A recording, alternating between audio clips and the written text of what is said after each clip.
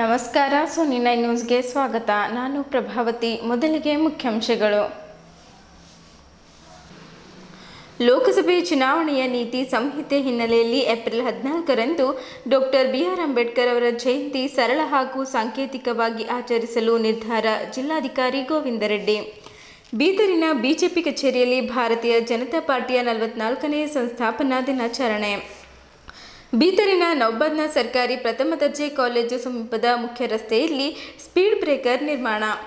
JDS BJP ಮೈತ್ರಿ ರಾಜ್ಯದಲ್ಲಿ ಸಂಚಲನ ಮೂಡಿಸಿದ ಮಾಜಿ ಸಚಿವ ಬಂಡೆಪ್ಪ ಖಾಶಂಪುರ್. ಅಕ್ರಮ ಖಾತೆ ಹಾಗೂ ನಿವೇಶನ ರದ್ದುಗೊಳಿಸಲು ಗ್ರಾಮಸ್ಥರಿಂದ ಮನವಿ. ಐಎಪಿ ಅಸೋಸಿಯೇಷನ್ ವತಿಯಿಂದ ವಿಶ್ವ ಆಟಿಸಂ ದಿನಾಚರಣೆ. ಬಿಸಿಲಿನ ತಾಪ ಹೆಚ್ಚಾಗುತ್ತಿರುವುದರಿಂದ ಜನರು ತಮ್ಮ ಆರೋಗ್ಯದ ಬಗ್ಗೆ ವಿಶೇಷ ಕಾಳಜಿ ವಹಿಸಿ. ಜಿಲ್ಲಾಧಿಕಾರಿ ಗೋವಿಂದ ರೆಡ್ಡಿ. ಸುದ್ದಿಯ ವಿವರಗಳು. 2024ನೇ ಸಾಲಿನ ಲೋಕಸಭಾ ಸಾರ್ವತ್ರಿಕ ಚುನಾವಣೆ ಘೋಷಣೆಯಾಗಿ ನೀತಿ ಸಂಹಿತೆ ಜಾರಿಯಲ್ಲಿರುವುದರಿಂದ ಏಪ್ರಿಲ್ 14ರಂದು ಡಾಕ್ಟರ್ ಬಿ.ಆರ್. ಅಂಬೇಡ್ಕರ್ ಅವರ 133ನೇ ಜಯಂತಿಯನ್ನು ಸರಳವಾಗಿ ಮತ್ತು ಸಾಂಕೇತಿಕವಾಗಿ ಆಚರಿಸುವ ಕುರಿತು ಪೂರ್ವಭಾವಿ ಸಭೆಯನ್ನು ಬೀದರ್ ನಗರದ ಜಿಲ್ಲಾಧಿಕಾರಿಗಳ ಕಚೇರಿ ಸಭಾಂಗಣದಲ್ಲಿ ದಿನಾಂಕ 6ರಂದು ಜಿಲ್ಲಾಧಿಕಾರಿಗಳ ಅಧ್ಯಕ್ಷತೆಯಲ್ಲಿ ಏರ್ಪಡಿಸಲಾಗಿತ್ತು.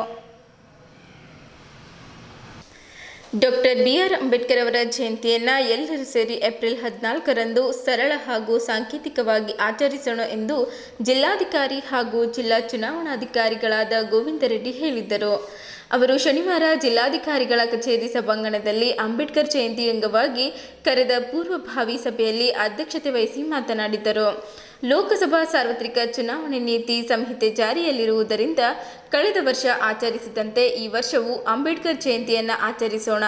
ಏಪ್ರಿಲ್ 14ರಂದು ಬೆಳಗ್ಗೆ 9 ಗಂಟೆಗೆ ಬೀದರ್ ನಗರದಲ್ಲಿರುವ ಅಂಬೇಡ್ಕರ್ ಪುತ್ಥಳಿಗೆ ಮಾಲಾರ್ಪಣೆ ಸಲ್ಲಿಸಲಾಗುತ್ತದೆ. ಜಿಲ್ಲೆಯ ಎಲ್ಲ ಸರ್ಕಾರಿ ಕಚೇರಿ ಹಾಗೂ ಶಾಲಾ ಕಾಲೇಜುಗಳಲ್ಲಿ ಅಂದು ಅಂಬೇಡ್ಕರ್ ಫೋಟೋ ಇಟ್ಟು ಪೂಜೆ ಸಲ್ಲಿಸಬೇಕೆಂದು ಹೇಳಿದ್ದರು.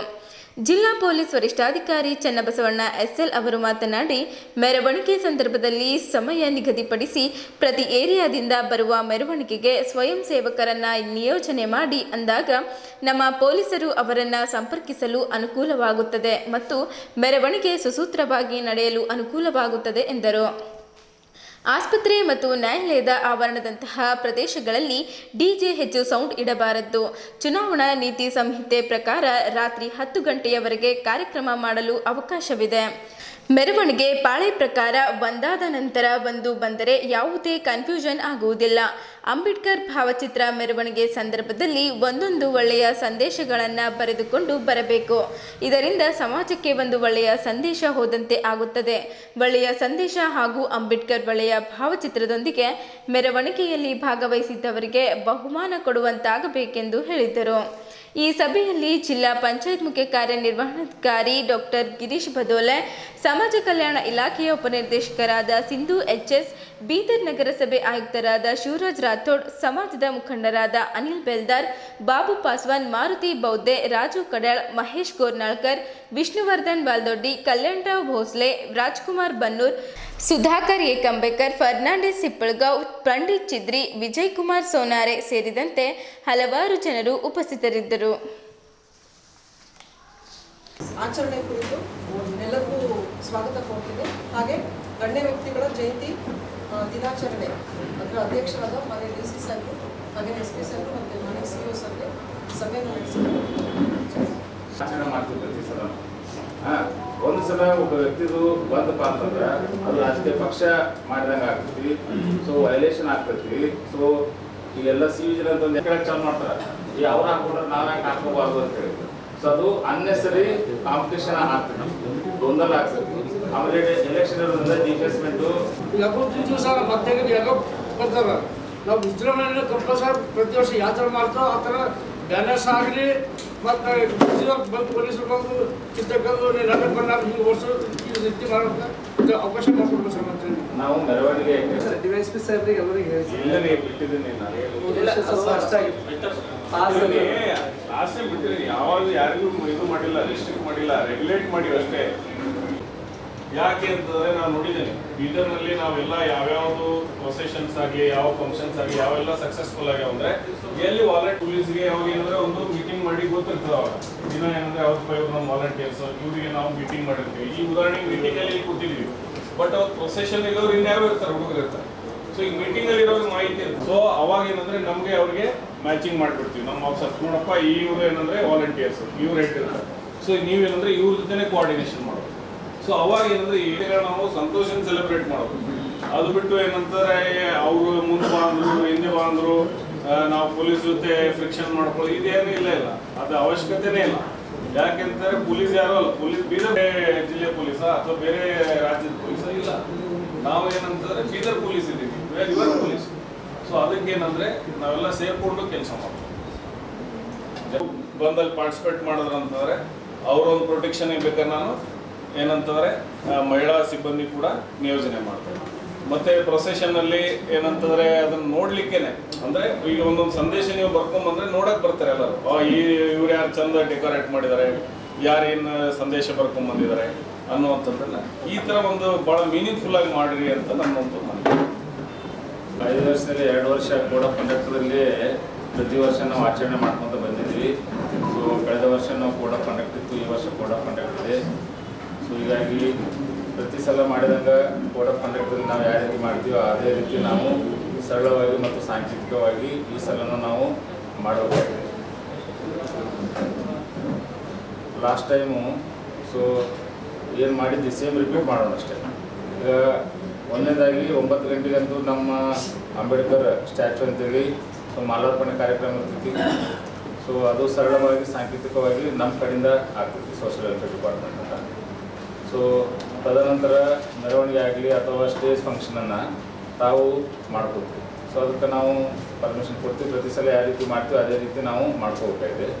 ಸೊ ಇನ್ನು ಎಲ್ಲ ಸರ್ಕಾರಿ ಕಚೇರಿಗಳಲ್ಲಿ ಸೊ ಅವತ್ತು ಫೋಟೋ ಇಟ್ಟು ಸೊ ಪೂಜೆ ಮಾಡಿ ಸರಳವಾಗಿ ಮತ್ತು ಸಾಂಕೇತಿಕವಾಗಿ ಎಲ್ಲರೂ ಮಾಡ್ತಾರೆ.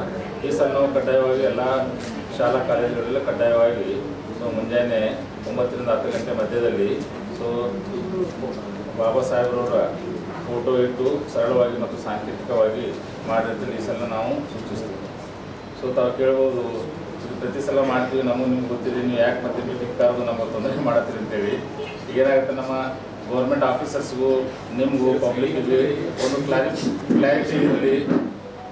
ಸೊ ಪೂರ್ವಭಾವಿ ಸಂಬಂಧ ಆದರೂ ನಾವು ನೀವು ಒಂದು ಸಲ ಸೇರಲಿಕ್ಕೆ ಅನುಕೂಲ ಆಗ್ತೈತಿ ಮತ್ತು ಕ್ಲಾರಿಟಿ ಇರಲಿ ಅನ್ನೋ ಕಾರಣಕ್ಕಾಗಿ ನಾವು ಇದನ್ನು ಕರೆದಿದ್ವಿ. ನಿನ್ನೆ ಬಿಟ್ಟು 2 ಡೇಸ್ ಬಿಫೋರ್ನು ನಾವು ಬಾಬಾ ಸಾಹೇಬ್ ಬಾಬು ಜಗಜೀವನರಾವ್ ರಾಮ್ ಅವರ ಪೂರ್ವಭಾವಿ ಸಭೆಯನ್ನು ಸಹ ಮಾಡಿದ್ವಿ. ಅಂಬೇಡ್ಕರ್ ಅವರ ಜಯಂತಿ ಪೂರ್ವಭಾವಿ ಸಂಬಂಧನೂ ಇವತ್ತು ನಾವು ಸೇರಿವಿ. ಸೊ ತಾವೆಲ್ಲ ಸಲಹೆ ಸೂಚನೆ ಏನೇನು ಕೊಡ್ತೀರಿ ಅದನ್ನು ನಾವು ಸೇರಿಕೊಂಡು ಮಾಡೋಣ. ಸೊ 12ನೇ ತಾರೀಕಿಂದ ನಮ್ಮ ನಾಮಿನೇಷನ್ ಚಾಲೂ ಇದೆ. 12th ಲಕ್ಕಿಲಿ 14ನೇ ತಾರೀಕು ರಜೆ ಇದ್ದೇ ಇರ್ತದೆ, ಅಂಬೇಡ್ಕರ್ ಜಯಂತಿ ಸಂಬಂಧ ರಜೆ ಇರ್ತೈತಿ. ನಾಮಿನೇಷನ್ ಪ್ರೊಸೆಸ್ಗೆ ಏನೂ ತೊಂದರೆ ಆಗಲ್ಲ, ನಮಗಂತೂ ನಾಮಿನೇಷನ್ ಅವತ್ತು ಇರೋದಿಲ್ಲ. ಈಗ ಇನ್ನು ಮೆರವಣಿಗೆ ಮಾಡಿದರೆ ನಮ್ಗೆ ಯಾವುದೇ ರೀತಿ ಕ್ಯಾಂಡಿಡೇಟ್ಗಾಗಲಿ ಪಕ್ಷಗಳಿಗಾಗಲಿ ನಮಗೂ ಯಾವುದೇ ತೊಂದರೆಗಳು ಇರೋದಿಲ್ಲ. ಸೊ ಸಂಡೇನೂ ಇದೆ ಪ್ಲಸ್ ಅವತ್ತು ಬೈ ಡಿಫಾಲ್ಟ್ ಸೂಟಿನೂ ಇರ್ತೀವಿ. ಸೂಟಿ ದಿವಸ ನಮ್ಮ ನಾಮಿನೇಷನ್ ಪ್ರೊಸೆಸ್ ಇಲ್ಲ. ನಮ್ಮ ಚುನಾವಣಾ ಪ್ರಕ್ರಿಯೆಗೆ ಯಾವುದೇ ರೀತಿಯಿಂದ ಜಯಂತಿ ಅಡ್ಡ ಬರೋದಿಲ್ಲ.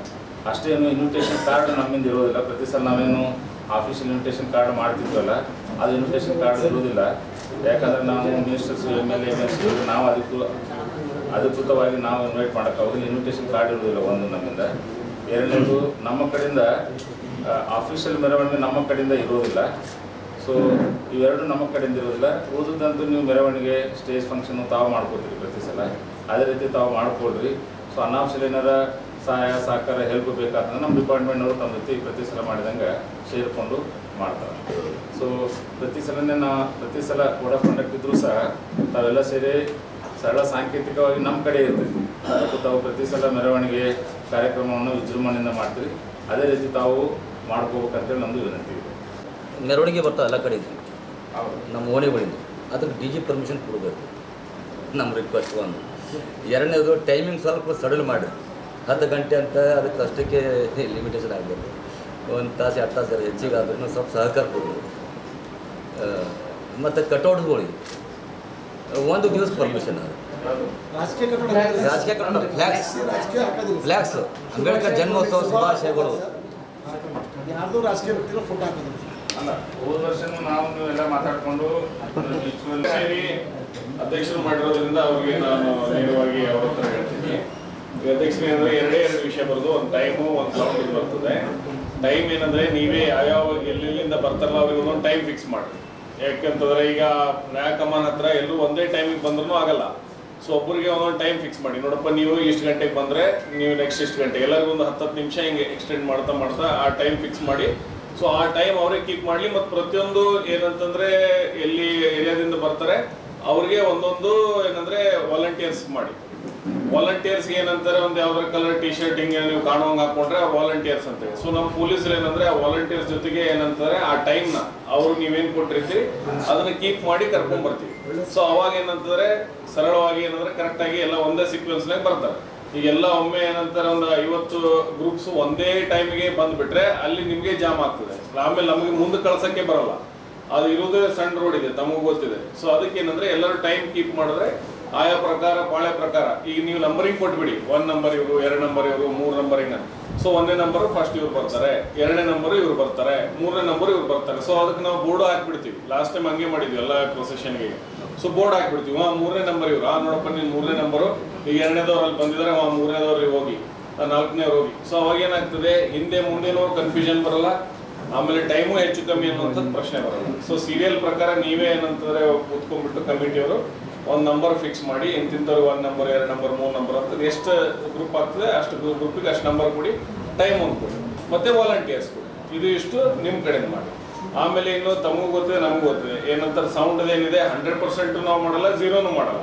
ಇಬ್ಬರು ಒಪ್ಕೊಂಡು ಏನಂತಾರೆ ಒಂದು ಹಂತದಲ್ಲಿ ನೀವೇನಂತಾರೆ ಮಾಡಿಕೊಂಡು ಅಷ್ಟೇನಂದ್ರೆ ಮಾಡಿ. ಒಂದು ಎರಡನೇದು ಏನಂದರೆ, ಒಂದು ನ್ಯಾಯಾಲಯದ ಇದು ಏನು ಹಾಸ್ಪಿಟಲ್ ಏನಿದೆ ಆ ಸರ್ಕಲ್ ಒಂದು, ಮತ್ತೆ ಅಲ್ಲಿ ನ್ಯಾಯಾಧೀಶರುಗಳ ಮನೆಗಳಿದ್ದಾವೆ, ಅಲ್ಲೇ ಈಗ ಸಮಸ್ಯೆ ಆಗಿರುವಂಥದ್ದು. ಸೊ ಆ ಏರಿಯಾ ಒಂದು ಬಿಟ್ಟು ನೀವು ಉಳಿದ ಕಡೆ ಏನಂತಾರೆ ರೂಟ್ಗಳನ್ನ ಮಾಡ್ಕೊಂಡು ಏನಂದರೆ ಮಾಡ್ಕೊಂಡು ಹೋಗಿ, ಅದ್ರ ಬಗ್ಗೆ ಏನು ಸಮಸ್ಯೆ ಆಗಲ್ಲ. ಈಗ ಚುನಾವಣೆ ಇದು ಇರೋದ್ರಿಂದ ಏನಂತಾರೆ ಯಾವುದೇ ಸೌಂಡ್ ಪರ್ಮಿಷನ್ಗಳು ಏನಂತಾರೆ ಸ್ವಲ್ಪ 10:30 ಕ್ಲೋಸ್ ಅನ್ನುವಂಥದ್ದು ನಾನು ಆದೇಶ ಇದೆ, ಸುಪ್ರೀಂ ಕೋರ್ಟ್ ಅಷ್ಟೇ ಕೊಟ್ಟಿರ್ತೀವಿ, ಅಷ್ಟೇ ಇದೆ. ಬೀದರ್ ಜಿಲ್ಲಾ ಭಾರತೀಯ ಜನತಾ ಪಾರ್ಟಿ ಕಾರ್ಯಾಲಯದಲ್ಲಿ ಭಾರತೀಯ ಜನತಾ ಪಾರ್ಟಿಯ 44ನೇ ಸಂಸ್ಥಾಪನಾ ದಿನಾಚರಣೆಯ ಕಾರ್ಯಕ್ರಮವನ್ನು ಹಮ್ಮಿಕೊಳ್ಳಲಾಗಿತ್ತು. ಈ ಕಾರ್ಯಕ್ರಮದಲ್ಲಿ ಬಿಜೆಪಿಯ ಮಾಜಿ ಜಿಲ್ಲಾಧ್ಯಕ್ಷರು ಹಾಗೂ ಎಲ್ಲ ಚುನಾಯಿತ ಪ್ರತಿನಿಧಿಗಳು ಮತ್ತು ಮುಖಂಡರು ಪಾಲ್ಗೊಂಡಿದ್ದರು. ಬಿಜೆಪಿ ಜಿಲ್ಲಾಧ್ಯಕ್ಷರಾದ ಸೋಮನಾಥ್ ಪಾಟೀಲ್ ಅವರು ಬಿಜೆಪಿ ಪಕ್ಷದ ಧ್ವಜವನ್ನು ಹಾರಿಸುವ ಮೂಲಕ ಕಾರ್ಯಕ್ರಮಕ್ಕೆ ಚಾಲನೆ ನೀಡಿದ್ದರು. ಬಿಜೆಪಿಯ 44ನೇ ಸಂಸ್ಥಾಪನಾ ದಿನಾಚರಣೆ ಸಂಭ್ರಮ. ಪಕ್ಷದ ಹಿರಿಯರಿಗೆ ಗೌರವ ಸನ್ಮಾನ, ಸಾಮಾನ್ಯರಿಗೂ ಉನ್ನತ ಕಲ್ಪಿಸುವ ಪಕ್ಷ ಬಿಜೆಪಿ. ಬಿಜೆಪಿ ವಿಶ್ವದಲ್ಲೇ ಅತಿ ದೊಡ್ಡದಾದ ಪಕ್ಷವಾಗಿದೆ. ಇಂತಹ ಪಕ್ಷದಲ್ಲಿ ಇದ್ದಿರುವುದು ನಮ್ಮೆಲ್ಲರ ಹೆಮ್ಮೆ ಮತ್ತು ಸೌಭಾಗ್ಯ. ಸಾಮಾನ್ಯರಿಗೂ ಸಹ ಉನ್ನತ ಹುದ್ದೆ ಕೊಡುವ ಏಕೈಕ ಪಕ್ಷ ಬಿಜೆಪಿಯಾಗಿದೆ ಎಂದು ಬಿಜೆಪಿ ರಾಜ್ಯ ಕಾರ್ಯದರ್ಶಿಯೂ ಆಗಿರುವ ಬೀದರ್ ದಕ್ಷಿಣ ಶಾಸಕ ಡಾಕ್ಟರ್ ಶೈಲೇಂದ್ರ ಬೆಲ್ದಾಳೆ ಹೇಳಿದ್ದರು. ಜಿಲ್ಲಾ ಬಿಜೆಪಿ ಕಚೇರಿಯಲ್ಲಿ ಶನಿವಾರ ಆಯೋಜಿಸಿದ ಬಿಜೆಪಿ 44ನೇ ಸಂಸ್ಥಾಪನಾ ದಿನಾಚರಣೆಯಲ್ಲಿ ಮಾತನಾಡಿದ ಅವರು, ಬಿಜೆಪಿ ದೇಶದ ಸೇವೆಗೆ ಅವಕಾಶ ಕೊಟ್ಟಿದೆ. ಸರ್ವರ ಹಿತದ ಜೊತೆಗೆ ದೇಶದ ಸಮಗ್ರ ವಿಕಾಸಕ್ಕೆ ಬಿಜೆಪಿ ದುಡಿಯುತ್ತಿದೆ. ಅನೇಕರ ಅವಿರತ್ನ ಶ್ರಮ, ಹಲವಾರು ತ್ಯಾಗ, ಬಲಿದಾನ, ಸಂಘರ್ಷದ ಫಲವಾಗಿ ಇಂದು ಪಕ್ಷ ಹೆಮ್ಮರವಾಗಿ ಬೆಳೆದಿದೆ. ಆದರೆ ತನ್ನದೇ ಆದ ಸಿದ್ಧಾಂತ, ವಿಚಾರಧಾರೆಗಳ ಮೇಲೆ ಗಟ್ಟಿಯಾಗಿ ನಿಂತಿದೆ. ಸಣ್ಣ ಸಣ್ಣ ಕಾರ್ಯಕರ್ತರಿಗೆ, ಸಾಮಾನ್ಯರಿಗೂ ದೊಡ್ಡ ಅವಕಾಶ ಕೊಡುವ ಏಕೈಕ ಪಕ್ಷವಿದ್ದು ಕಾರ್ಯಕರ್ತರ ಶ್ರಮಕ್ಕೆ ಇಲ್ಲಿ ಮಾತ್ರ ಬೆಲೆ ಇದೆ ಎಂದು ಹೇಳಿದರು. ಬಿಜೆಪಿ ನಮಗೆ ಸ್ಥಾನ ಹಾಗೂ ಮಾನ ನೀಡಿದೆ, ಸಮಾಜದಲ್ಲಿ ಹೆಸರು ಹಾಗೂ ಗೌರವ ಕೊಟ್ಟಿದೆ. ನಾವು ಸಹ ಪಕ್ಷಕ್ಕೆ ನಿಷ್ಠೆಯಿಂದ ಕೆಲಸ ಮಾಡಿ ಪಕ್ಷ ಬೆಳೆಸಬೇಕು. ಬಿಜೆಪಿಯಿಂದಲೇ ನಮ್ಮ ಗುರುತು ಇದೆ. ನಾವು ಪಕ್ಷಕ್ಕೆ ಸದಾ ಲಾಯಲ್ ಆಗಿ ದುಡಿಯಬೇಕು. ಉತ್ತಮ ಹುದ್ದೆಗೇರಿದ್ದರೆ, ಅಧಿಕಾರ ಸಿಕ್ಕರೆ ಎಲ್ಲರಿಗೂ ಬೆಳೆಸಬೇಕು. ಪಕ್ಷದ ಸಂಘಟನೆ ಬಲಪಡಿಸಬೇಕು. ಎಲ್ಲರಿಗೂ ಬೆಳೆಸಿದಾಗಲೇ ನಾವು ಬೆಳೆಯುತ್ತೇವೆ. ಜಿಲ್ಲಾಧ್ಯಕ್ಷ ಸೋಮನಾಥ್ ಪಾಟೀಲ್ ಅವರು ಈ ಸಲ ಬಹಳ ಅರ್ಥಪೂರ್ಣವಾಗಿ ಸಂಸ್ಥಾಪನಾ ದಿನವನ್ನು ಆಯೋಜಿಸಿದ್ದಾರೆ. ಹಿಂದಿನ ಜಿಲ್ಲಾಧ್ಯಕ್ಷರಿಗೆ ದಂಪತಿ ಸಹ ಆಹ್ವಾನಿಸಿ ಗೌರವಿಸುವ ಮೂಲಕ ಕಾರ್ಯಕ್ರಮಕ್ಕೆ ಭಾವನಾತ್ಮಕ ಟಚಪ್ ಕೊಟ್ಟಿದ್ದಾರೆ. ಭಾವನೆ, ದೇಶಾಭಿಮಾನ ಸಂಬಂಧಕ್ಕೆ ಬಿಜೆಪಿಯಲ್ಲಿ ಮಾತ್ರ ಬೆಲೆ ಇದೆ ಎಂದು ಹೇಳಿದ್ದರು. ಬಿಜೆಪಿ ಜಿಲ್ಲಾಧ್ಯಕ್ಷ ಸೋಮನಾಥ್ ಪಾಟೀಲ್ ಹುಡುಗಿ ಮಾತನಾಡಿ, ದೇಶದ ಪರಮ ವೈಭವದ ಪುನರುತ್ಥಾನಕ್ಕೆ ಮೊದಲು ಜನಸಂಘ ಅಸ್ತಿತ್ವಕ್ಕೆ ಬಂದಿತ್ತು.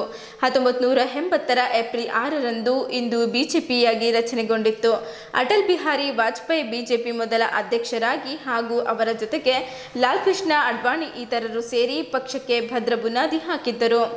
ಜನಸಂಘದಿಂದ ನಮ್ಮ ದಾರಿ ಆರಂಭವಾಯಿತು. ಶ್ಯಾಮ್ ಪ್ರಸಾದ್ ಮುಖರ್ಜಿ ಕಂಡಿದ್ದ ಕನಸು ನನಸು ಮಾಡುವ ಹೊಣೆ ನಮ್ಮೆಲ್ಲರ ಮೇಲಿದೆ. ಬಿಜೆಪಿ ಬರೀ ಪಕ್ಷವಲ್ಲ, ಇದು ದೇಶದ ಭವಿಷ್ಯವಾಗಿದೆ. ಮುಂದಿನ ಪೀಳಿಗೆಯ ಭವಿಷ್ಯಕ್ಕಾಗಿ ಮತ್ತೆ ಮತ್ತೆ ಬಿಜೆಪಿಯನ್ನು ಅಧಿಕಾರಕ್ಕೆ ತರಬೇಕಾಗಿದೆ. ಇದಕ್ಕಾಗಿ ಕಾರ್ಯಕರ್ತರು ನಿಸ್ವಾರ್ಥ ನಿಷ್ಠೆಯಿಂದ ದುಡಿದು ಭಾರತಾಂಬೆಗೆ ಅಳಿಲು ಸೇವೆ ಸಲ್ಲಿಸಬೇಕು ಎಂದು ಕರೆ ನೀಡಿದ್ದರು. ವಿಭಾಗ ಸಂಘಟನಾ ಸಹ ಕಾರ್ಯದರ್ಶಿ ಸೂರ್ಯಕಾಂತ್ ದೊಣ್ಣೆ, ವಿಧಾನ ಪರಿಷತ್ ಮಾಜಿ ಸಭಾಪತಿಗಳಾದ ಎಂಎಲ್ಸಿ ರಘುನಾಥರಾವ್ ಮಲ್ಕಾಪುರೆ ಮಾತನಾಡಿದ್ದರು. ಮಾಜಿ ಜಿಲ್ಲಾಧ್ಯಕ್ಷರುಗಳಾದ ಸುಭಾಷ್ ಕಲ್ಲೂರ್, ಪ್ರಕಾಶ್ ಖಂಡ್ರೆ, ಬಾಬುರಾವ್ ಮತ್ಕಟ್ಟಿ, ನಂದಕಿಶೋರ್ ವರ್ಮಾ, ಶಿವರಾಜ್ ಗಂಗೆ, ಶಿವಾನಂದ್ ಮಂಠಾಳ್ಕರ್ ಅವರು ಮಾತನಾಡಿ ಪಕ್ಷದ ಸಂಘಟನೆಗಾಗಿ ಮಾಡಿರುವ ಕಾರ್ಯವನ್ನು ಮೆಲುಕು ಹಾಕಿದ್ದರು. ಈ ವೇಳೆ ಎಲ್ಲ ಮಾಜಿ ಜಿಲ್ಲಾ ಅಧ್ಯಕ್ಷರಿಗೆ ದಂಪತಿ ಸಮೇತವಾಗಿ ಗೌರವ ಸನ್ಮಾನ ಮಾಡಲಾಯಿತು. ದಿ ನಾರಾಯಣರಾವ್ ಮನ್ನಳ್ಳಿ ಅವರು ಧರ್ಮಪತ್ನಿ ದಿ ಅಶೋಕ್ ಗುತ್ತೇದಾರ್ ಅವರ ಧರ್ಮಪತ್ನಿ ಆಗಮಿಸಿ ಸನ್ಮಾನ ಸ್ವೀಕರಿಸಿದ್ದರು. ಪ್ರಮುಖರಾದ ಜಯಕುಮಾರ್ ಕಾಂಗೆ, ರಾಜಶೇಖರ್ ಮೂರ್ತಿ, ಕಿರಣ್ ಪಾಟೀಲ್ ಹಕ್ಯಾಳ್ ಇತರರಿದ್ದರು. ಪೀರಪ್ಪ ಎರ್ನಳ್ಳೆ ನಿರೂಪಣೆ ಮಾಡಿದ್ದರೆ ಮಾಧವ ಹುಸೂರೆ ವಂದಿಸಿದ್ದರು. ಕಾಂಗ್ರೆಸ್ನವರ ತುಷ್ಟೀಕರಣ ದೇಶ ಒಡೆಯುವ ಕುತಂತ್ರ ರಾಜಕೀಯಕ್ಕೆ ಪಾಠ ಕಲಿಸಬೇಕಿದೆ. Nation first, party next, self last ಎನ್ನುವ ಘೋಷವಾಕ್ಯದಡಿ ನಾವೆಲ್ಲರೂ ಕೆಲಸ ಮಾಡಲು ಸಂಕಲ್ಪ ಮಾಡಬೇಕು. ನಿಷ್ಠಾವಂತ ಕಾರ್ಯಕರ್ತರನ್ನು ಗುರುತಿಸುವ ಪಕ್ಷ ನಮ್ಮದ್ದು. ಕಾಂಗ್ರೆಸ್ ಕೇವಲ ಕುಟುಂಬದವರಿಗೆ ಗುರುತಿಸುತ್ತಿದೆ. ದೇಶದ ಹಿತ ಬಿಜೆಪಿಯಿಂದ ಮಾತ್ರ ಸಾಧ್ಯ. ಸೋಮನಾಥ್ ಪಾಟೀಲ್, ಬಿಜೆಪಿ ಜಿಲ್ಲಾ ಅಧ್ಯಕ್ಷ, ಹಳೆ ದಿನ ಮೆಲುಕು ಹಾಕಿದ ಜಿಲ್ಲಾಧ್ಯಕ್ಷರು, ಬಿಜೆಪಿ ಮಾಜಿ ಜಿಲ್ಲಾ ಅಧ್ಯಕ್ಷರು ಗೌರವ ಸನ್ಮಾನ ಸ್ವೀಕರಿಸಿ ಮಾತನಾಡಿ ಪಕ್ಷದ ಸಂಘಟನೆ ಮಾಡಿದ ಹಾಗೂ ಪಕ್ಷ ಕಟ್ಟಿದ ಹಳೆಯ ದಿನಗಳ ಮೇಲೆ ಮೆಲುಕು ಹಾಕಿದ್ದರು. 20 ಚದರಡಿ ಜಗತ್ತಲ್ಲಿ ಕಚೇರಿ ಇಟ್ಟುಕೊಂಡು ಕೆಲಸ ಮಾಡುತ್ತಿದ್ದ ನಾವು ಈಗ 4 ಅಂತಸ್ತಿನ ಕಟ್ಟಡದಲ್ಲಿ ಕೆಲಸ ಮಾಡುತ್ತಿರುವುದೇ ನೋಡಿ ಅತ್ಯಂತ ಖುಷಿಯಾಗಿದೆ ಎಂದು ಬಾಬುರಾವ್ ಮತ್ಕಟ್ಟಿ ಹೇಳಿದ್ದರು. ಬಾಲ್ಕಿಯಲ್ಲಿ 0 ಇದ್ದ ಬಿಜೆಪಿ ಕಟ್ಟಿದ್ದ ಎಲ್ಲ ಕಮಲ ಅರಳಿದೆ ರೋಚಕ ಎಂದು ಶಿವರಾಜ್ ಗಂದ್ಗೆ ವಿಚಾರಿಸಿದ್ದರು. ಬಿಜೆಪಿ ಜಿಲ್ಲಾಧ್ಯಕ್ಷ, ಮಂಡಲ ಅಧ್ಯಕ್ಷ ಆಗಲಿಕ್ಕೂ ಯಾರು ಮುಂದೆ ಬರದ ಸ್ಥಿತಿಯಲ್ಲೂ ಹಲವರ ತನುಮನಧನದ ಸಹಕಾರದಿಂದ ಪಕ್ಷ ಸಂಘಟನೆ ಮಾಡಲಾಯಿತು ಎಂದು ನಂದಕಿಶೋರ್ ವರ್ಮಾ ತಿಳಿಸಿದ್ದರು. ಹಿಂದಿನವರಿಗೆ ನೆನೆಸಿ ಅವರ ಚಿಂತನೆ ತತ್ವದಲ್ಲಿ ನಾವೆಲ್ಲ ಸಾಗಬೇಕಿದೆ. ಮುಂಬೈ ಬಳಿಕ ಹುಮ್ನಾಬಾದ್ನಲ್ಲಿ ಬಿಜೆಪಿ ಸಂಘಟನೆಗೆ ಚಾಲನೆ ನೀಡಲಾಯಿತು. ಕಾಂಗ್ರೆಸ್ನವರ ಮನಿ ಮಸಲ್ ಪವರ್ ಮಧ್ಯ ಪಕ್ಷಕ್ಕೆ ಬೆಳೆಸಿದ್ದು ಸಾಮಾನ್ಯವೇನಲ್ಲ ಎಂದು ಸುಭಾಷ್ ಕಲ್ಲೂರ್ ಹೇಳಿದ್ದರು. ಅಧಿಕಾರಕ್ಕೆ ಬಂದವರು ಯಾವತ್ತೂ ಅಹಂಕಾರ ದರ್ಪ ಮೆರೆಯಬಾರದು. ಸರಳತೆ, ವಿನೀಯತೆ ಬೆಳೆಸಿಕೊಳ್ಳಬೇಕು. ವ್ಯಕ್ತಿಗಿಂತ ಪಕ್ಷ ದೊಡ್ಡದ್ದು. ಮೋದಿ ಅಲೆಯಿಂದ ಎಂದು ಕುಳಿತುಕೊಂಡರೆ ನಡೆಯಲ್ಲ. ಎಲ್ಲರೂ ಜೊತೆಗೂಡಿ ಕೆಲಸ ಮಾಡಿದಾಗಲೇ ಸಂಘಟನೆ ಬಲಿಷ್ಠವಾಗಿ ಫಲಿತಾಂಶ ನಮ್ಮ ಪರವಾಗಿ ಬರುತ್ತದೆ. ಇಲ್ಲದಿದ್ದರೆ ಎಲ್ಲವೂ ಉಲ್ಟಾ ಆಗುತ್ತದೆ ಎಂದು ಎಚ್ಚರಿಸಿದರು. ಸಂಘಟನಾತ್ಮಕ ಹೊಣೆ ಹೊತ್ತುವವರು ಅಧಿಕಾರದಲ್ಲಿದ್ದವರಿಗೆ ಹೇಗಿರಬೇಕು ಎಂದು ಟ್ರೈನಿಂಗ್ ನೀಡುವ ಅಗತ್ಯವಿದೆ ಎಂದು ಕಲ್ಲೂರ್ ಹೇಳಿದರು. ಕಷ್ಟದ ಸಮಯದಲ್ಲಿ ಪಕ್ಷ ಕಟ್ಟಿ ಬೆಳೆಸಲಾಗಿದೆ. ದೇಶದ ಪರವಾದ ಸಂಘಟನೆ ಮಾಡುವ ಪಕ್ಷದಲ್ಲಿ ಕೆಲಸ ಮಾಡಿದ್ದಕ್ಕೆ ಗರ್ವ ಇದೆ. ಕಾರ್ಯಕರ್ತರ ಶ್ರಮದಿಂದ ಅಧಿಕಾರ ಸಿಕ್ಕಿದೆ. ಮೋದಿ ಹೆಸರಿನಲ್ಲಿ ಶಕ್ತಿ ಇದೆ ಎಂದು ಪ್ರಕಾಶ್ ಖಂಡ್ರೆ ಹೆಮ್ಮೆಪಟ್ಟರು. ಹಿರಿಯರ ಶ್ರಮದಿಂದ ಜಿಲ್ಲೆಯಲ್ಲಿ ಪಕ್ಷ ಬಲಿಷ್ಠವಾಗಿದೆ. ಇದರ ಲಾಭ ಅಧಿಕಾರ ಇಂದು ನಮಗೆಲ್ಲ ಸಿಗುತ್ತಿದೆ ಎಂದು ಶಿವಾನಂದ್ ಮಂಠಾಳ್ಕರ್ ಹೇಳಿದ್ದರು. ದಂಪತಿ ಸಮೇತ ಆಹ್ವಾನಿಸಿ ಸನ್ಮಾನಿಸಿದ್ದಕ್ಕಾಗಿ ಎಲ್ಲರೂ ಜಿಲ್ಲಾಧ್ಯಕ್ಷ ಸೋಮನಾಥ್ ಪಾಟೀಲ್ ಅವರಿಗೆ ಕೃತಜ್ಞತೆ ಸಲ್ಲಿಸಿದ್ದರು. ಪಕ್ಷದಿಂದ ಹೊಸ ಪರಂಪರೆಗೆ ನಾಂದಿ ಹಾಡಿದ್ದಕ್ಕಾಗಿ ಸಂತಸ ವ್ಯಕ್ತಪಡಿಸಿದ್ದರು. ಭಾರತೀಯ ಜನತಾ ಪಕ್ಷ ಇವತ್ತು ಸಂಸ್ಥಾಪನೆ ದಿನಾಚರಣೆಯನ್ನು ಆಚರಿಸ್ಕೊಳ್ತಾ ಇದೆ ಮತ್ತು ಯಾವ ರೀತಿ ಇಡೀ ವಿಶ್ವಕ್ಕೆ ಭಾರತ ಒಂದು ಯುವ ದೇಶ ಆಗಿದೆಯೋ, ಯುವಕರನ್ನು ಹೊಂದಿರುವ ದೇಶ ಆಗಿದೆಯೋ, ಆ ರೀತಿ ಭಾರತೀಯ ಜನತಾ ಪಕ್ಷ ಕೂಡ ಇವತ್ತು ತನ್ನ ಯೌವನ ಅವಸ್ಥೆಯಲ್ಲಿದೆ. 44ನೇ ಜನ್ಮ ದಿನಾಚರಣೆ ಇವತ್ತು ನಾವು ಆಚರಿಸ್ಕೊಳ್ತಾ ಇದ್ದೀವಿ. ಬೇರೆ ಪಕ್ಷಗಳು ಅವ್ರು ರಾಜಕೀಯಕ್ಕಾಗಿ ಕುತ್ಕೊಂಡಂಥ ಪಕ್ಷ ಅಲ್ಲ, ಈಗ ಅವೆಲ್ಲ ಮುದುಕಾಗಿ ಹೋಗ್ಯಾವ. ಅದರಲ್ಲಿ ಇವತ್ತು ಭಾರತೀಯ ಜನತಾ ಪಕ್ಷ ಇಡೀ ವಿಶ್ವಕ್ಕೆ ಒಂದು ಮಾದರಿಯ ಪಕ್ಷವಾಗಿ ಹೊರಹೊಮ್ಮುತ್ತಾ ಇದೆ. ಹಾಗೆ ನೋಡಿದರೆ ಭಾರತೀಯ ಜನತಾ ಪಕ್ಷ ಸಂಸ್ಥಾಪನೆಗೊಂಡಿದ್ದು ಡಾಕ್ಟರ್ ಶ್ಯಾಮಾ ಪ್ರಸಾದ್ ಮುಖರ್ಜಿ ಮತ್ತು ದೀನ್ ದಯಾಳ್ ಉಪಾಧ್ಯಾಯರ ಒಂದು ಪರಿಶ್ರಮದೊಂದಿಗೆ ಭಾರತೀಯ ಜನಸಂಘ ಅಂತ ಸ್ಥಾಪನೆಯಾಗಿತ್ತು. ನಮ್ಮೆಲ್ಲರಿಗೂ ಗೊತ್ತಿದ್ದಂಗೆ ಭಾರತೀಯ ಜನಸಂಘ ಸ್ಥಾಪನೆಯಾಗಿದೆ ಈ ದೇಶದ ಅಖಂಡತೆಗೋಸ್ಕರ, ಈ ದೇಶದ ಸರ್ವತೋಮುಖ ಅಭಿವೃದ್ಧಿಗೋಸ್ಕರ. ಅವತ್ತಿನ ಕಾಲದಲ್ಲಿ ಕಾಶ್ಮೀರಕ್ಕೆ ದೋ ವಿಧಾನ್ ದೋ ನಿಶಾನ್ ದೋ ಪ್ರಧಾನ್ ನೈ ಚಲೇಗಾ ಅಂತ ಹೇಳಿ ಕೇಂದ್ರದಲ್ಲಿ ಸಚಿವರಾಗಿದ್ದಂಥ ಡಾಕ್ಟರ್ ಶ್ಯಾಮಾ ಪ್ರಸಾದ್ ಮುಖರ್ಜಿ ಅವರು ಆ ಕೇಂದ್ರದ ಸಚಿವ ಸಂಪುಟದಲ್ಲಿ ಅತ್ಯಂತ ಉತ್ತಮ ಸಚಿವರವರು, ಬೃಹತ್ ಉದ್ಯಮ ಸಚಿವರಾಗಿ ಇವತ್ತು ಅವರು ಮಾಡಿದಂಥ ಕಾರ್ಖಾನೆಗಳು ಇವತ್ತಿಗೂ ಕೂಡ ಭಾರತದ ನವರತ್ನಗಳು ಅಂತ ಕರೆಸ್ಕೊಳ್ತಾವೆ. ಆ ಎಲ್ಲ ನವರತ್ನಗಳನ್ನು ಕಾಂಗ್ರೆಸ್ನವ್ರು ಮಾರಾಟ ಮಾಡಬೇಕಂತಿದ್ರು, ಲಿಕ್ವಿಡಿಫಿಕೇಶನ್ ಮಾಡಿ, ಯಾಕಂದರೆ ಅವೆಲ್ಲ ನುಕ್ಸಾನ್ದಾಗಿವೆ ಅಂತೇಳಿ. ಇವತ್ತು ಅದೇ ಕಾರ್ಖಾನೆಗಳು ನರೇಂದ್ರ ಮೋದಿ ಅವರು ಬಂದ ನಂತರ ಇಡೀ ವಿಶ್ವದಲ್ಲಿ ಅತ್ಯಂತ ಸುಪ್ರಸಿದ್ಧಿ ಹೊಂದಿದಂಥ ಕಾರ್ಖಾನೆಗಳಾಗಿವೆ. ಇವತ್ತು BHEL, HAL ರಾಕೆಟ್ ನಿರ್ಮಾಣ ಮಾಡ್ತಾ ಇದ್ದಾರೆ, ಏರೋಪ್ಲೇನ್ ನಿರ್ಮಾಣ ಮಾಡ್ತಾ ಇದ್ದಾರೆ, ವಿದೇಶಗಳಿಗೆ ಫೈಟರ್ ಪ್ಲೇನ್ ತೇಜಸ್ ಅನ್ನುವಂಥ ಪ್ಲೇನ್ಗಳನ್ನು ರಫ್ತು ಮಾಡ್ತಾ ಇದ್ದಾರೆ. ಅಂತಹ ಕಾರ್ಖಾನೆಗಳನ್ನು ಪ್ರಾರಂಭ ಮಾಡಿ, ಚಿತ್ತರಂಜನ್ ದಾಸ್ನಲ್ಲಿ ಗೊಬ್ಬರದ ಕಾರ್ಖಾನೆ, ಈ ರೀತಿ ಅನೇಕ ಕಾರ್ಖಾನೆಗಳನ್ನು ಪ್ರಾರಂಭ ಮಾಡಿದಂಥ ಶ್ಯಾಮಾ ಪ್ರಸಾದ್ ಮುಖರ್ಜಿ ಅವರು ಕೇಂದ್ರದ ನೆಹರು ಅವರ ತುಷ್ಟೀಕರಣ ರಾಜನೀತಿಯಿಂದಾಗಿ ಇವತ್ತು ಆ ತುಷ್ಟೀಕರಣ ರಾಜನೀತಿ ನಮಗೆ ಬೇಡ ಅಂತ ಹೇಳಿ ಆ ಸರ್ಕಾರದಿಂದ ಹೊರಗೆ ಬಂದು ಭಾರತೀಯ ಜನಸಂಘವನ್ನು ಸ್ಥಾಪನೆ ಮಾಡಿದರು. ನಾರಾಯಣರಾವ್ ಮನ್ನಣೆ ತಿಳ್ಕೊಂಡು ಸೋಮನಾಥ್ ಪಾಟೀಲ್ ಅವರವರಿಗೆ 10ನೇದು 10 ಜನರದಲ್ಲಿ ನಮ್ಮ ದುರದೃಷ್ಟ ಅಂದ್ರೆ 2 ಹಿರಿಯರು ನಮ್ಮ ಜೊತೆಯಲ್ಲಿ ಅಶೋಕ್ ಗುತ್ತೇದಾರ್ ಶ್ರೀಮತಿಯವರು ಇಲ್ಲಿ ಉಪಸ್ಥಿತರಿದ್ದಾರೆ. ನಾರಾಯಣರಾವ್ ಮನ್ನಣೆಯವರು ಮತ್ತು ಅಶೋಕ್ ಗುತ್ತೇದಾರ್ ನಮ್ಮ ಹಿರಿಯರು ನಮ್ಮ ಮಧ್ಯದಲ್ಲಿ ಉಪಸ್ಥಿತಿ ಇಲ್ಲ. ನಮ್ಮ ಸೌಭಾಗ್ಯ ಅಂದ್ರೆ ಉಳಿದರೆಲ್ಲರೂ ನಮ್ಮ ಜೊತೆಗಿದ್ದೀವಿ. ಇವರೆಲ್ಲರೂ ಕಟ್ಟಿ ಬೆಳೆಸಿದಂಥ ಪರಿಶ್ರಮ ಇವತ್ತು ಬಂಧುಗಳೇ ಭಾಳ ಗೌರವದಿಂದ ಹೇಳ್ತೀನಿ. ನಾನು ಹಿಂದೆ ನಾನು ಯುವ ಮೋರ್ಚಾ ಜಿಲ್ಲಾಧ್ಯಕ್ಷದಾಗ ದಿಲ್ಲಿಗೆ ಹೋದಾಗ ಹೇಳ್ತಿದ್ರು, ಕಾಂಕೆ ಅಂದರೆ ಮೈ ಬಿದರ್ಕೋ ಓ ಲಾಲ್ ಸಾಮ್ನೆವಾಲ ರಾಮಚಂದ್ರಪ್ಪನವ್ರಿಗೆ. ಅಂದರೆ ದೇಶದಲ್ಲಿ 12 ಜನ ಅಷ್ಟು MP ನಮ್ಮ ಬೀದರ್ನಲ್ಲಿ ಒಬ್ಬ MP ಇದ್ರು. ಇವತ್ತು ನಮ್ಮ ಕರ್ನಾಟಕ ರಾಜ್ಯದಲ್ಲಿ ಸೌತ್ ಇಂಡಿಯಾದಲ್ಲಿ BJPಗೆ ಒಂದು ಭದ್ರ ನೆಲೆ ಇರುವಂಥ ಯಾವುದಾದ್ರು ರಾಜ್ಯ ಅಂದರೆ ಕರ್ನಾಟಕ ರಾಜ್ಯದಲ್ಲಿ ಮಂಗಳೂರು ಜಿಲ್ಲೆ ಬಿಟ್ಟರೆ ಸಂಘಟನಾತ್ಮಕ ಗಟ್ಟಿರುವ 2ನೇ ಜಿಲ್ಲೆ ಅಂದ್ರೆ ಬೀದರ್ ಜಿಲ್ಲೆ. ಅದಕ್ಕೆ ಯಾರು ಕಾಣಿಬೋದು? ಮೇಲೆ ಕೂತಂತ ಎಲ್ಲ ಹಿರಿಯರು ಕಾಣಿಬೋತರು. ಅದೇನು ಗಟ್ಟಿಯಾದ ಒಂದು ಅಡಿಪಾಯ ಹಾಕ್ಬಿಟ್ಟಿದ್ದಾರೆ ನಮಗೆ. ನನಗೆ ಇವತ್ತು ನೆನಪಿದೆ ಬಂಧುಗಳೇ, ನಾನು ದಾದರ್ ಇವತ್ತಿಲ್ಲ, ಅವ್ರು 1989ರಲ್ಲಿ ಚುನಾವಣೆ ಮಾಡಿದಾಗ ನಾನು ಅವ್ರ ಜೊತೆ ಕೆಲಸ ಮಾಡಿದ್ದೆ. ಮೊದಲನೇ ಬಾರಿಗೆ ನಾನು ಚುನಾವಣೆ ಕೆಲಸ ಮಾಡಿದ್ದೆ 1989.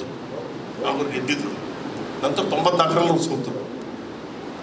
ನನಗನ್ಸುತ್ತೆ 94ರಲ್ಲಿ ಅಥವಾ 93 92 ಕರೆಕ್ಟಾಗಿ ನೆನಪಿಲ್ಲ. ನಾನು ಯಾರು ಹೆಂಗೆ ಬಂದಿದ್ದು ಹೆಂಗೆ ತಂದು ದೇವ್ರ ಭಗವಂತ ಗೊತ್ತು. ಯಾಕಂದ್ರೆ ಮಲ್ಕಾಪುರ ಸಾಬ್ರು ಇಂಜಿನಿಯರ್ ಇದ್ದರು, ವಾಲಂಟಿಯರ್ ತಗೊಂಡು ರಾಜಕೀಯದಾಗ ಬಂದರು. ಕಲ್ಲೂರು ಸಾಬ್ರು ಕಾಂಟ್ರಾಕ್ಟ್ರಿ ಮಾಡ್ತಿದ್ರು, ರಾಜಕೀಯದಾಗ ಬಂದರು. ಪ್ರಕಾಶ್ ಖಂಡ್ರೆ ಸಾಬ್ರು ಕಾಂಟ್ರಾಕ್ಟ್ರಿ ಮಾಡ್ತಿರು, ರಾಜಕೀಯದಾಗ ಬಂದರು. NR ರಮಸ್ ಅವರು ಬಿಸ್ನೆಸ್ ಮಾಡ್ತಿರು. ಎಲ್ಲರೂ ಒಂದೊಂದು ಬರಬೇಕಂತ ಯಾರೂ ಬಂದಿಲ್ಲ.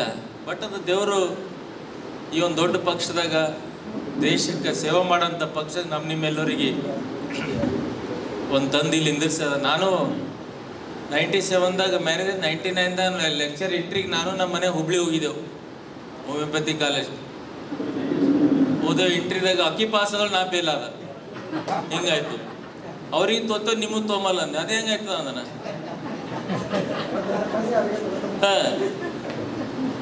ಹಿಂಗಾಗಿ ಒಂದು ಬರೋರ್ದಾಗ ಒಂದು ಹೋಮಿಯೋಪತಿಕ್ ಹಾಸ್ಪಿಟ್ಲ್ ಆಗಿತ್ತು ಸರ್. ಆಗ ನಂದು ರಿಕಮೆಂಡ್ ಆಗಿ ಬೆಂಗಳೂರಿಗೆ ಹೋಯ್ತು. ಆಗ ಅಟ್ರವ್ರು ಮಿನಿಸ್ಟರ್ ಇದ್ರು ಮೋಸ್ಟ್ಲಿ. ಅವಾಗ ನಂದು ಏನೋ ಕಾರಣಕ್ಕಾಗಿಲ್ಲ. ನಾವು ಆದ್ರೆ ಅಲ್ಲೇ ಬರೋದು ದವಾಖಾನೆಗೆ ಇರ್ತಿದ್ದ. ಅಂದ್ರೆ ಬಸವಣ್ಣವ್ರು ಹೇಳಿಲ್ಲ, ಬಾರದು ಬಪ್ಪದು ತಪ್ಪದು ಅಂತ. ಯಾರ್ದೇನು ಎಲ್ಲಿ ಆಗಂತ ಅಲ್ಲಿ ಆ ದೇವರ ಭಗವಂತ ಬರ್ದಿರ್ತಾನೆ. ಆ ಟೈಮಿಗೆ ಸಂದರ್ಭ ಅನುಸಾರ ನಾವು ಅಲ್ಲಿ ಬೆಳೀತಾ ಇರ್ತೇವೆ. ನಾವೊಂದು ಸಲ ಪಕ್ಷ ನಮ್ಮ ಕಲ್ಲೂರು ಸಾಬ್ರು ಜಿಲ್ಲಾಧ್ಯಕ್ಷ ಇದ್ದಾಗ JP ಟಿಕೆಟ್ ಕೊಟ್ಟರು ನನಗೆ. ಆಮೇಲೆ ಪಕ್ಷ ವಿಂಗಡಣೆ ಆದಮೇಲೆ KJP ಆದಮೇಲೆ ನಿಂತು ಆಮೇಲೆ BJP 2016 ರಾಜ್ಯಾಧ್ಯಕ್ಷ BS ಯಡಿಯೂರಪ್ಪ ಸಾಬ್ರು ಎಲ್ಲ ಜಿಲ್ಲೆ ಎಲ್ಲ ಪ್ರಮುಖರು ಸೇರಿ ಜಿಲ್ಲಾಧ್ಯಕ್ಷರು ಮಾಡಿದ್ರು. ಅಷ್ಟೇ ಎಲ್ಲ ಸಮಯ ಎಲ್ಲರೂ ಕೊಟ್ಟೆವು ನಾವು. ನನ್ನ ಜೊತೆ ನಾನು ನೆನೆಸ್ಬೇಕಂತ ಆಗಿದ್ದಂತ ನನ್ನ ಜನರಲ್ ಸೆಕ್ರೆಟರಿ ನನ್ನ ಜೊತೆ ಎಷ್ಟು ಖುಷಿ ಅದ. ಯಾಕೆ ನನ್ನ ಸತಿ ಡ್ರಾಯಿಂಗ್ ಪೋಸ್ಟ್ ಆಗಿದ್ದಾರೆ ಪ್ರಮುಖ ಸ್ಥಾನದಾಗ. ಈಶ್ವರ್ ಸಿಂಗ್ ಆಗಲಿ, ಕಾಂಗೆ ಆಗಲಿ, ನಮ್ಮ ಸೋಮನಾಥ್ ಪಾಟೀಲ್ ಆಗಲಿ, ಬಾಬುರಾವ್ ಕಾರಬಾರಿ ಆಗಲಿ, ಆ ಒಂದು 16 to 19 ಇಯರ್ 3 ವರ್ಷ ಇತ್ತು. ಎಲ್ಲರೂ ಈಗ ಪಕ್ಷ ಒಂದು ಡ್ರಾಯಿಂಗ್ ಪೋಸ್ಟ್ ಆಗ್ಯಾರ. ಈಗ ಇದ್ದ ಜನರಲ್ ಸೆಕ್ರೆಟರಿ ಮತ್ತೆ ಮುಂದೆ ಡ್ರಾಯಿಂಗ್ ಪೋಸ್ಟ್ ಹೋಗ್ತಾರೆ. ಇದೊಂದು ಹಂತವಾಗಿ ಪಕ್ಷದ ಬೆಳೆಯಂತ ಒಂದು ಕಾಲ ಅದ. ಅದು ಭಾರತೀಯ ಜನತಾ ಪಾರ್ಟಿದಾಗೆ ಈಗ ತಾನೇ ನಾವು ಮಲ್ಕಾಪುರ ಸಾಬ್ರು ಹೇಳ್ದಂಗೆ ಹೇಳಿದ್ರು, ಯಾರಿಗೆ ಎಲ್ಲಿ ಸಣ್ಣ ಮನುಷ್ಯಾಗೂ ದೊಡ್ಡ ಸ್ಥಾನಕ್ಕೆ ಸಭಾಪತಿ, ಒಬ್ಬ ಮಲ್ಕಾಪುರದ ಸಣ್ಣ ವ್ಯಕ್ತಿ ರಾಜ್ಯದ ಸಭಾಪತಿ ಆಗ್ತಾರಂದ್ರೆ ಇದು ನಮ್ಮ ಪಾರ್ಟಿದಾಗೆ. ನಗರಸಭೆ ನಾನು ನಿರ್ದೇಶಿತ ಸದಸ್ಯ ಸೂರ್ಯಕಾಂತ್ ಸಾಧುರೆ ಅವರು ಮನವಿ ಮೇರೆಗೆ ಲೋಕೋಪಯೋಗಿ ಇಲಾಖೆಯ ನೌಬಾದ್ನ ಸರ್ಕಾರಿ ಪ್ರಥಮ ದರ್ಜೆ ಕಾಲೇಜು ಸಮೀಪದ ಬೀದರ್ ಭಾಲ್ಕಿ ಮುಖ್ಯ ರಸ್ತೆಯಲ್ಲಿ ಸ್ಪೀಡ್ ಬ್ರೇಕರ್ ನಿರ್ಮಿಸಿದೆ. ಜಿಲ್ಲಾ ಪೊಲೀಸ್ ವರಿಷ್ಠಾಧಿಕಾರಿ ಅವರು ತಮ್ಮ ಮನವಿ ಪತ್ರದೊಂದಿಗೆ ಸೂಕ್ತ ಕ್ರಮಕ್ಕಾಗಿ ಲೋಕೋಪಯೋಗಿ ಇಲಾಖೆಯ ಕಾರ್ಯನಿರ್ವಾಹಕ ಇಂಜಿನಿಯರ್ ಅವರಿಗೆ ಪತ್ರ ಬರೆದಿದ್ದರು. ಇದೀಗ ಸ್ಪೀಡ್ ಬ್ರೇಕರ್ ನಿರ್ಮಾಣ ಮಾಡಲಾಗಿದೆ ಎಂದು ಹೇಳಿದ್ದಾರೆ. ಪಾದಚಾರಿಗಳು ಹಾಗೂ ವಿದ್ಯಾರ್ಥಿಗಳ ಸುರಕ್ಷತೆ ದೃಷ್ಟಿಯಿಂದ ರಸ್ತೆಯ ಎರಡೂ ಬದಿಗಳಲ್ಲಿ ಸ್ಪೀಡ್ ಬ್ರೇಕರ್ ನಿರ್ಮಾಣ ಮಾಡಲಾಗಿದೆ ಎಂದು ಸೂರ್ಯಕಾಂತ್ ಸಾಧುರೆ ತಿಳಿಸಿದ್ದಾರೆ. ಮುಖ್ಯ ರಸ್ತೆ ಸಮೀಪ ಸರ್ಕಾರಿ ಪ್ರಥಮ ದರ್ಜೆ ಕಾಲೇಜು ಹಾಗೂ ಸಮಾಜ ಕಲ್ಯಾಣ ಇಲಾಖೆ ವಸತಿ ನಿಲಯಗಳಿವೆ. ನಿತ್ಯ ಸಾವಿರಾರು ವಿದ್ಯಾರ್ಥಿಗಳು ಸಂಚರಿಸುತ್ತಾರೆ. ವಾಹನಗಳು ವೇಗವಾಗಿ ಸಂಚರಿಸುವ ಕಾರಣ ಅಪಘಾತಗಳ ಸಾಧ್ಯತೆಗಳು ಇದ್ದವು. ಹೀಗಾಗಿ ಸ್ಪೀಡ್ ಬ್ರೇಕರ್ ನಿರ್ಮಿಸಲು ಲೋಕೋಪಯೋಗಿ ಇಲಾಖೆ ಕಾರ್ಯನಿರ್ವಾಹಕ ಇಂಜಿನಿಯರ್ ಹಾಗೂ ಜಿಲ್ಲಾ ಪೊಲೀಸ್ ವರಿಷ್ಠಾಧಿಕಾರಿ ಅವರಿಗೆ ಮನವಿ ಸಲ್ಲಿಸಿದ್ದೆ ಎಂದು ತಿಳಿಸಿದ್ದಾರೆ. ಜಿಲ್ಲಾ ಪೊಲೀಸ್ ವರಿಷ್ಠಾಧಿಕಾರಿ ಅವರು ತಮ್ಮ ಮನವಿ ಪತ್ರದೊಂದಿಗೆ ಸೂಕ್ತ ಕ್ರಮಕ್ಕಾಗಿ ಲೋಕೋಪಯೋಗಿ ಇಲಾಖೆಯ ಕಾರ್ಯನಿರ್ವಾಹಕ ಇಂಜಿನಿಯರ್ ಅವರಿಗೆ ಪತ್ರ ಬರೆದಿದ್ದರು. ಇದೀಗ ಸ್ಪೀಡ್ ಬ್ರೇಕರ್ ನಿರ್ಮಾಣ ಮಾಡಲಾಗಿದೆ ಎಂದು ಹೇಳಿದ್ದಾರೆ.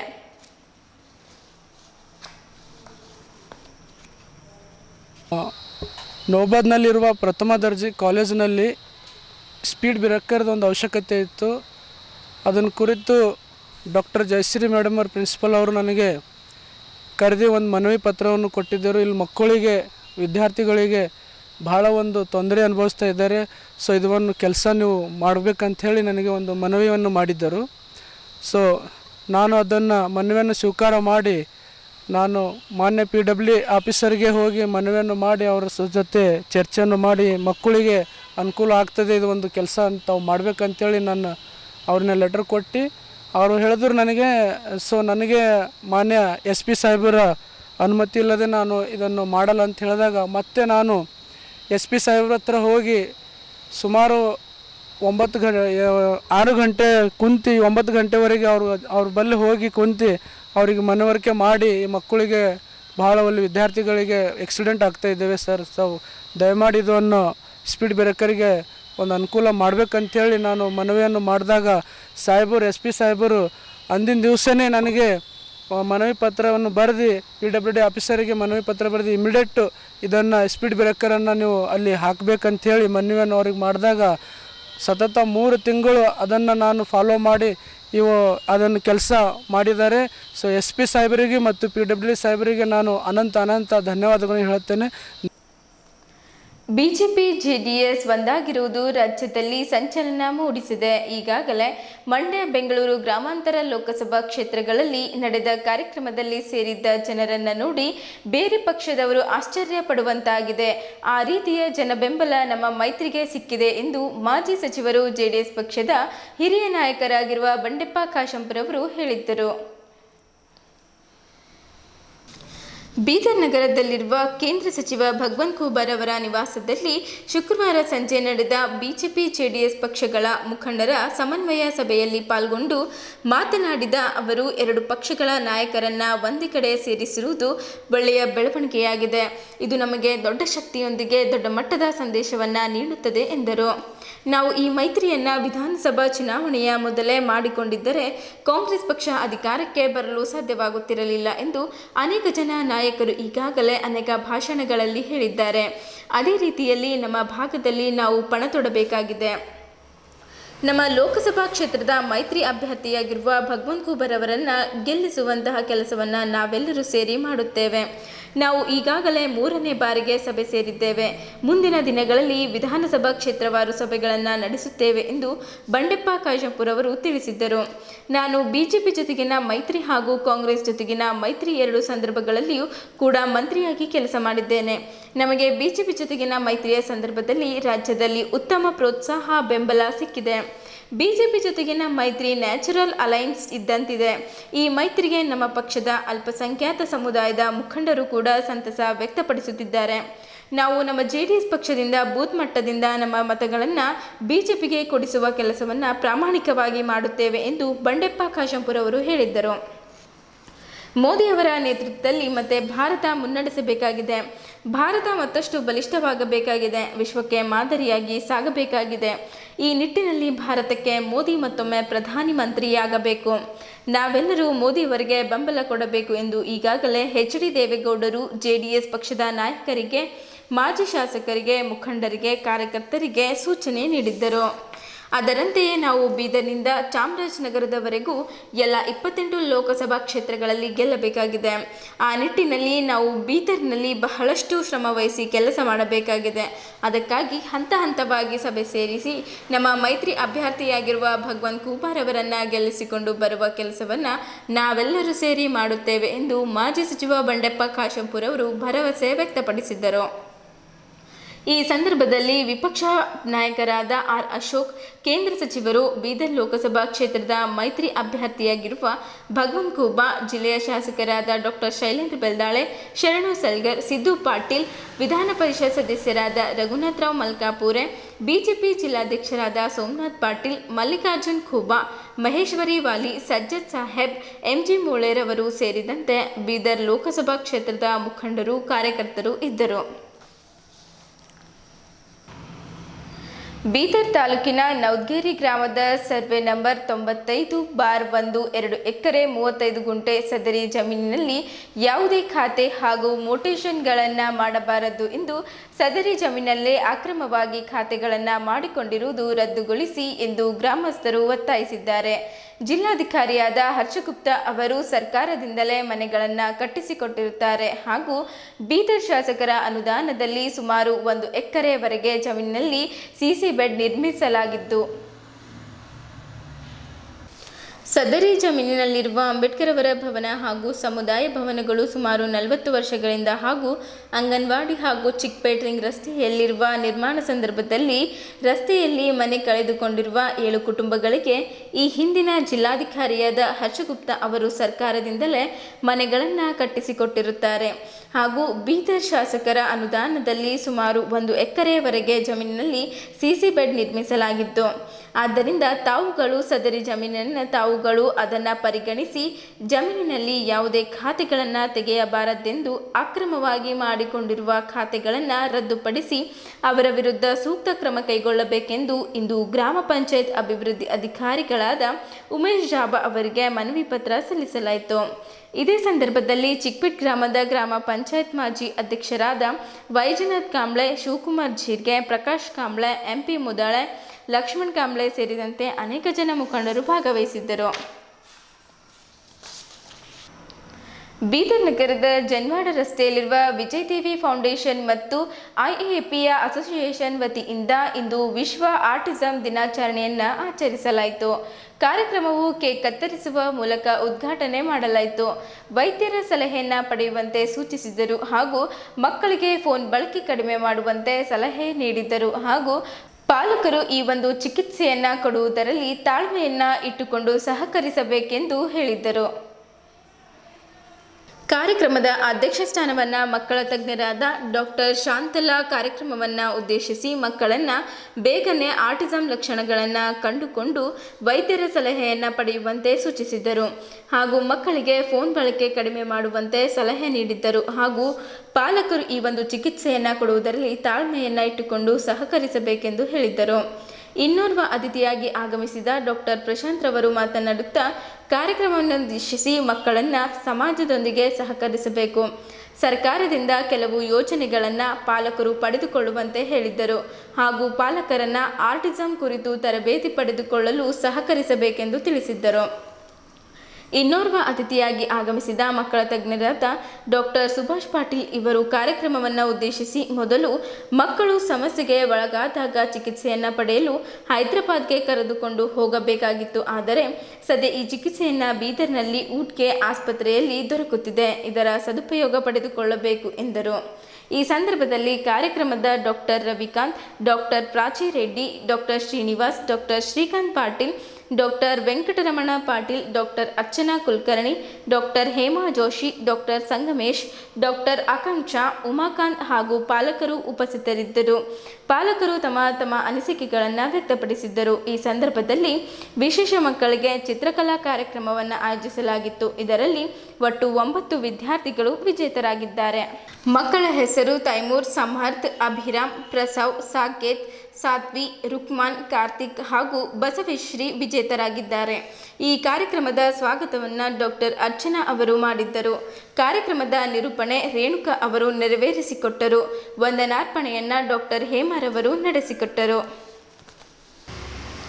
ಬೀದರ್ ಜಿಲ್ಲಾಧಿಕಾರಿಗಳ ಕಚೇರಿ ಸಭಾಂಗಣದಲ್ಲಿ ಜಿಲ್ಲೆಯಲ್ಲಿ ಬಿಸಿಲಿನ ತಾಪ ದಿನದಿಂದ ದಿನಕ್ಕೆ ಹೆಚ್ಚಾಗುತ್ತಿರುವ ಹಿನ್ನೆಲೆಯಲ್ಲಿ ಮುಂಜಾಗ್ರತೆ ವಹಿಸಲು ಅಧಿಕಾರಿಗಳೊಂದಿಗೆ ವಿಡಿಯೋ ಸಂವಾದ ನಡೆಸಿ ಮಾತನಾಡಿದ್ದ ಜಿಲ್ಲಾಧಿಕಾರಿಗಳು ಹಾಗೂ ಜಿಲ್ಲಾ ಚುನಾವಣಾಧಿಕಾರಿಗಳಾದ ಗೋವಿಂದ ರೆಡ್ಡಿ ಅವರು, ಬೀದರ್ ಜಿಲ್ಲೆಯಲ್ಲಿ ಬಿಸಿಲಿನ ತಾಪ ದಿನದಿಂದ ದಿನಕ್ಕೆ ಹೆಚ್ಚಾಗುತ್ತಿರುವುದರಿಂದ ಜಿಲ್ಲೆಯ ಜನರು ತಮ್ಮ ಆರೋಗ್ಯದ ಬಗ್ಗೆ ವಿಶೇಷ ಕಾಳಜಿ ವಹಿಸಬೇಕೆಂದು ಹೇಳಿದರು.